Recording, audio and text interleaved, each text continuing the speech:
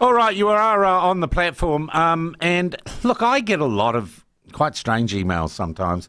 I get a lot of emails and a lot of contact and phone calls from people who want me to help them do this or set up that. And I'll be honest, not a lot of them make it through to the keeper because I'm bloody busy and we've got our own sort of missions at the platform. But I got one the other day and I just thought that looks kind of interesting. Let's find out what it's about. It's about a new charity called RespectNZ, set up by a guy called Matt Zwartz. And I just want to find out what it's about because I had a good feeling about it. And Matt Zwartz joins us by video link now. Matt, how are you? Wonderful. Thank you, Sean. Thank you so much for having me today. I really appreciate it. And I'm very pleased to have made it through to the keeper. Okay. Matt, first tell us about yourself. What's your background? Well, I trained as a journalist at Wellington Polytech back in 1989, which became Massey University. Yeah, you were there. You were there about 7 or 8 years after me. Oh well, the quality was so poor the industry threatened not to recognise the qualifications. So yeah. There you have it. Yeah. And then I was sort of an intern at the Dominion. This is when Wellington still had two newspapers, the Evening Post and the Dominion, working under Fred Tullett, who you probably knew. Knew Fred well, yep. And then I got offered a job in PR, which was paying $20,000 more, and then segued straight from that into advertising. Okay. And so I'm a writer by trade. Yeah. And advertising or brand. But you set up a charity called Respect New Zealand. What is it all about? Well, you will have noticed, probably as everyone will have noticed, that there has been an extraordinary decline in the last 20 years in the way that we treat each other as people in society. And it manifests especially on our frontline workers, and that's not just people in retail, but also first responders, people working in emergency departments, road workers, and they cop an enormous amount of abuse and aggression. Now, there is a real financial cost associated with that. It's probably in tens of millions of dollars, and it's such a simple thing to fix. Manners are free, they are dignify both the giver and the recipient, and I want to see a wholehearted return to a civil and courteous society in this country. Okay, how do you achieve that? Because I think it's a noble goal, Matt, but honestly, how do you stop people being assholes? Well, that's a very good question.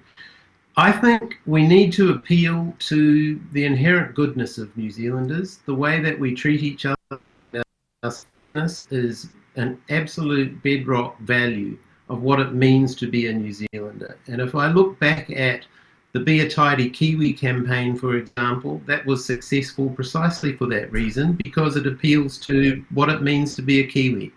And I think that the way that we treat each other is also incredibly important and appeals straight to that value set. Okay. And who would pick up, how, in practical sense, would you make people respect each other more, Matt? Well, the first thing is we need to return to the golden rule, Sean. No, Matt, I'm going to stop you there. I need to know how precisely you do this. I understand the philosophy of what you do. Very simple. But in practical terms, how do you do it? In practical terms, as a charity, we intend to raise an awful lot of money and run a national campaign. A national what? On radio. A national campaign.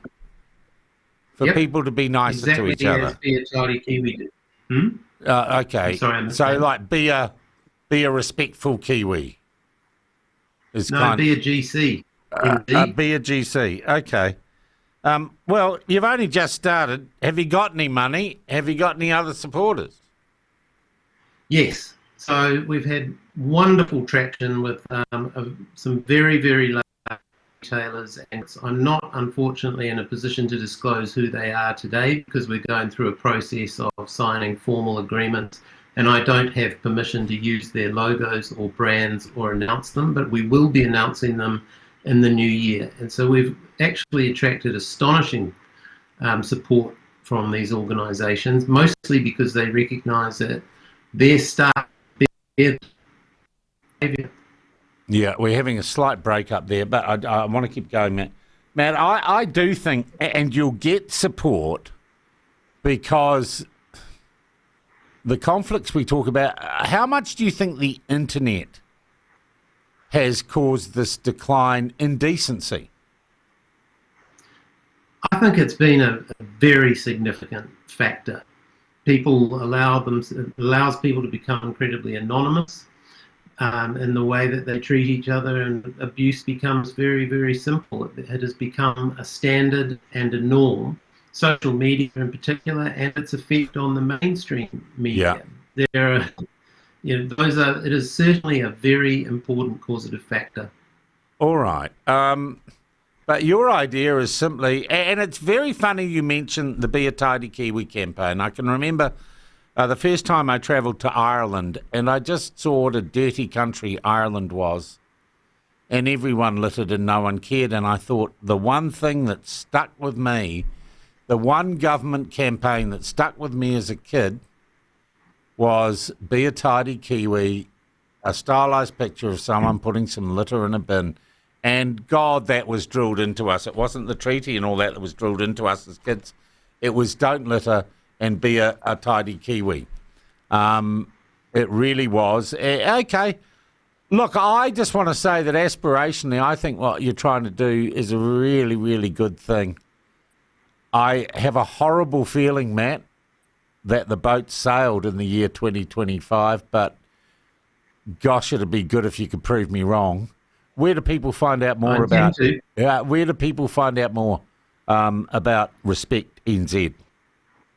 Well, they can go to our website, respectnz.org, and have a look there.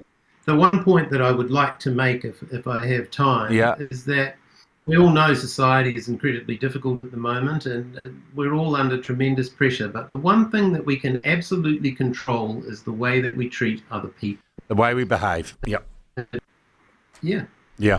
And especially on the run-up to Christmas, as we have interactions in shops and so forth and on the roads, it would be really good if people could be mindful of that. You know what? It's not the politics of kindness. It's just simple courtesy and respect. Okay. Is there any politics involved in this or not, Matt? No, there's no politics. We're non-partisan. We have no intention of taking money from government either. So this is a completely apolitical mission.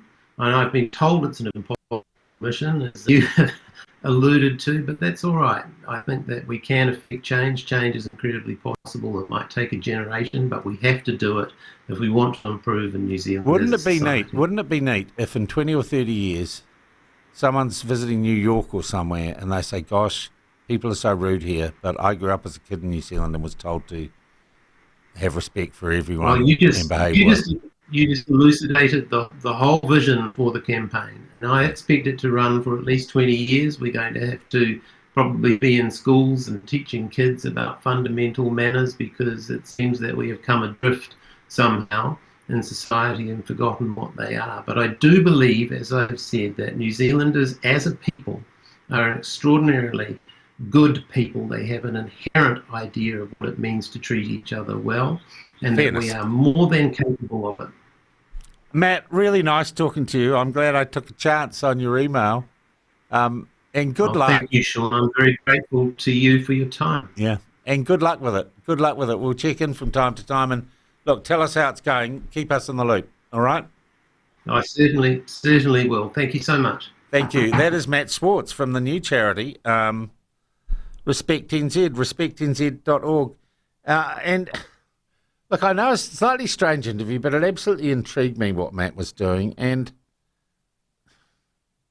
you got to love the idea. You got to love the idea. Maybe I need a bit more of that.